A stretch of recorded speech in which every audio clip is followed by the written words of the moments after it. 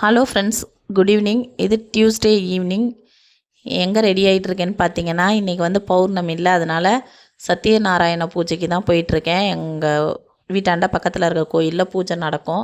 அதனோட கிளிப்பிங்ஸ் ஒன்று கூட எடுக்கவே இல்லை, சுத்தமாக மறந்துட்டேன்.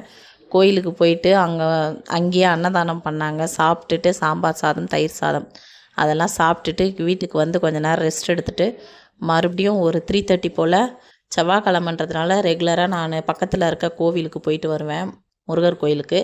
அதே மாதிரி தான் இன்றைக்கும் போயிட்டு முருகரை நல்லபடியாக பார்த்தேன். நான் போகும்போது சுத்தமாக கூட்டமே இல்லை, காலியாக இருந்துச்சு. அதனால் ஒரு 10 நிமிஷத்துக்கு மேலே முருகரை ரசித்து பார்த்துட்டு அவரை நல்லபடியாக கும்பிட்டு 6 விளக்கு முருகருக்கு ஏற்றிட்டு வீட்டுக்கு வந்துட்டேன். வந்தப்புறம் ரொம்ப சிலுசிலுன்னு நல்லா இருந்தது, கிளைமேட்டு சூப்பராக.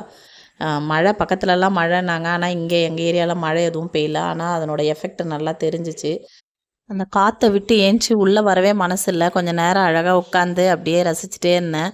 அப்போ ஒரு அணில் பிள்ளை ரொம்ப அழகாக ஓடி ஆடி விளையாட்டு இருந்துச்சு. அதையும் அப்படியே லைட்டாக வீடியோ எடுத்து